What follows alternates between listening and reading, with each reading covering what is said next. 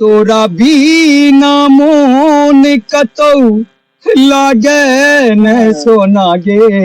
भाई साहब का हालत हुआ है तोरा बिना मोन कतौ लागे न सोना गे। लागैया केले कोनो जादू टोना गे। रैप छे जय हनुमान ज्ञान गुण सागर गाजा पीलस भेटतो पावर कनिए पाई के ओय में लागत सौसे चलतो तोरे डंका पीते माल देखे तो लंका बढ़ल रहतो मुंह में पावर। जय हनुमान ज्ञान गुण सागर गाजा पीलस भेटतो पावर। ठीक ना बाबा के पूछलिए की है यौ बाबा ई कोन गांव छियै ई कोन छियै जिला। बाबा कहलखिन की हे रे जतऽ से बुझायल हेतौ बेसी कनकन्नी ओतै से स्टार्ट छे मधुबनी। सुनाबै छी कहै छै दिल के बीमारी धरा देलो केहन सनम तू बैसल न रही है हमारे इंतजार में। भाई हमरा सुनल लड़का हम बड़का की कहल के से सुन लियो है के बिसर न पैबो हम तोरा हर हाल में। ओना गानो मिथिलांचल के एक से एक गाना छै भाई अहाँ सब सुनियो न गाना तो सुनै छियै मारा आधा घंटा जाय छी लंदन लगा के चंदन पहले मारू दंदन आई गाना के की प्रकोप होय छै से बुझबै। अश्लील पर लगबू बहनियो बनू मैथिली भाषा के फैनियो। अश्लील पर लगबू बहनियो बनू मैथिली भाषा के फैनियो। अपना मिथिला में की मजबूरी जे डीजे पर गाना बजैया भोजपुरी। तो नमस्कार स्वागत करे छी अहाँ सबके एगो नया वीडियो के साथ। उम्मीद करे छी कि अहाँ सब बहुत बढ़िया है और आइ हम आबि गेलौं हन एगो नवका वीडियो के लेकर बहुत दिनों के बाद। और हम अहाँ सबसे आइ मिलबै छी अहाँ के मिथिला के बहुत खास एगो व्यक्ति से जे अभी मिथिला में जे छै से छायल गेल छै पूरा। उ अपना एगो अलग अंदाज का अपना एगो अलग स्टाइल के वजह से उ स्टाइल की छै जो हुनका से जब मिलाब तब पता लगत। जिनका से हम अहाँ के मिलबै के बात कए रहल छी हुनकर नाम अभी हम कहै छी लेकिन उ की करै छै हम हुनका बारे में बताबै छी। उ जे छै से गायक छथि उ जे छथि अहाँ के अपन स्टूडियो चलबै छथि अपना रिकॉर्डिंग करै छथि मैथिली में रैप करै छथि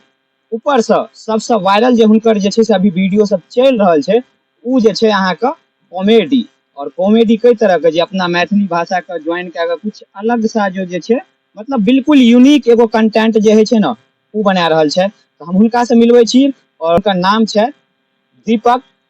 ठाकुर जी जे कि मैथिली स्टार के नाम से जानल जाय छै। तो देखियो उ आइ जे छै व्यक्ति हमरा साथ छै और हैया मिला रहल छी देख रहल छी बराबर जे छै से हमरा छै नाम सब गोटा के बाबू जे गोटा छियै मिथिला के उनका तो हम बढ़िया से कह दै छी प्रणाम कियाकि एखन गाँवे गाँवे भेटे छै बाबू आम। ठीक ना करबै नहीं बदनाम ई छियै मिथिलांचल के माइक सब गोटा दियौ ताइक ठीक ना भाई। तहन तो हम अपन गप दै छियै राइख। आप चिन्हलिए ई कॉमेडी जे अंदाज में ई बनले बजले हन ई कॉमेडी अहाँ के अक्सर यूट्यूब पेज पर चाहे यूट्यूब पर जे छै से बराबर अबैत रहै छै। और हिनकर स्टाइल जे अभी बजले हन अपना बारे में ई स्टाइल छै तो भाईजी मतलब ई जे छै अहाँ बजे जे छियै ई जे अहाँ जेना अभी बजलिए तो ई मतलब लिखल अबै छै या ऑटोमेटिक दिमाग से आबि जाइ छै। ई सब लिखै नहीं छियै जे जनता सामने में भेटे छै ओहि में से किछ किछ सीखै छियै बाबू लिखै नहीं छियै। जे दिन लिखऽ लगबै बहुते किताब भए जेतै बाबू दू गो बेटा सबके रहै छै एखने से हिसाब भए जेतै बुझलिए तें नहीं लिखै छियै जे बहुते किताब भए जेतै। तो ई देख रहल छियै लाइव ई कोनो स्क्रिप्ट अहाँ सबके सामने में लाइव छै और हम इएह दुआरे अहाँके ई सब बताबै के कोशिश करै छी कियाकि अहाँ सब जे वीडियो हिनकर देखैत हेबै कते आदमी हमहूँ सोचै छलियै कि जे छै से बराबर लिखला के बाद जे छै ई अपना रिकॉर्ड कए के वीडियो जे छै छोड़ैत हेतै लेकिन एना कोनो बात नहीं छै। हिनकर दिमाग में जे कुछ भी अपना आरके नॉर्मल बात करै छियै उ हिनकर उ अंदाज बनि गेल छै एगो स्टाइल बनि गेल छै कि उ वएह बोली जे छै बाजै छै। तो आब कुछ कुछ हिनका बारे में जानियो जाने के हम कोशिश करब निकाले के कोशिश करब एहि दुआरे कि अपना आरके सिर्फ वीडियो देखैत हेबै तो हिनका पर्सनल हाँ पक्का पहला सवाल से स्टार्ट करै छी भाई। तो जेना अहाँ गाय सबसे पहले तो गायकी के फील्ड में जे गाना वाना गबनाइ स्टूडियो की केना मतलब दिमाग में केना कि हम पहले से सोचे छलिए कि भाई जे मिथिलांचल में जे भी केओ कलाकार छथिन ने बड़का ओ तो छोटका के सपोर्ट करथिन नहीं ठीक ना हमरा जकाँ फेसबुक भरथिन नहीं हाँ आदमी से ज्यादा लड़थिन नहीं तखन तो हमरा किछु करऽ पड़तै फेसबुक के इंजन छियै बाबू भरऽ पड़तै ठीक ना तखन तो ओहि दिन से दिमाग में ई बांधि लेलियै जे मिथिलांचल के लिए किछु करनाइ छै फेसबुक यूट्यूब इंजन भरनाइ छै ठीक ना तो लिखै नहीं छियै भरि दिन सीखै छियै खाली बुझलहुँ एक एक नंबर चुटकुला सब सुनाबै छी अहाँ सबके नीक लागै छै ओना हमरा बचपन से शौक ये गाना गाबै के जै दिन किछु बजा लेबै चीनी दीदी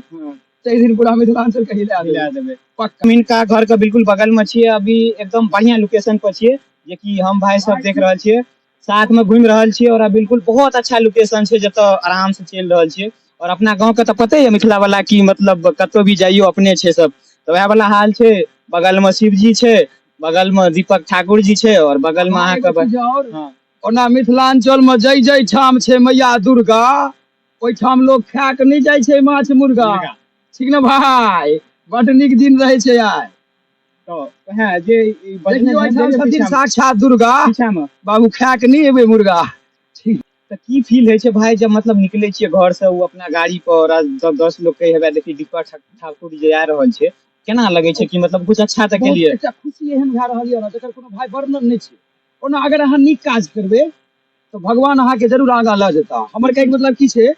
जे करतै विध विधान से काज वह करते मिथिलांचल पर राज ठीक भाई ओना हमरा तो सही नाज खुश छै हमर समाज देख रहल छियै तो अब ओते इंतजार नहीं कराबै छी और हिनकर गानो सुनने हेबै कॉमेडी तो खैर हर बोले में कॉमेडी छै ओ तो कोनो बात नहीं छै एगो भाई हिनकर पहले हम बता दै छी मिथिला वाला के जे छै हिनकर रैप करे छै हम अहाँके जेना के बतेने हैब कि रैप करे छथिन बराबर तो एगो जे छै से महाकाल के नाम पे एगो रैप भए जाए अच्छा से मैथिली में रैप के कनी दिल पर नहीं लेबै खाली सर्किल पर लेबै ठीक ना रैप छै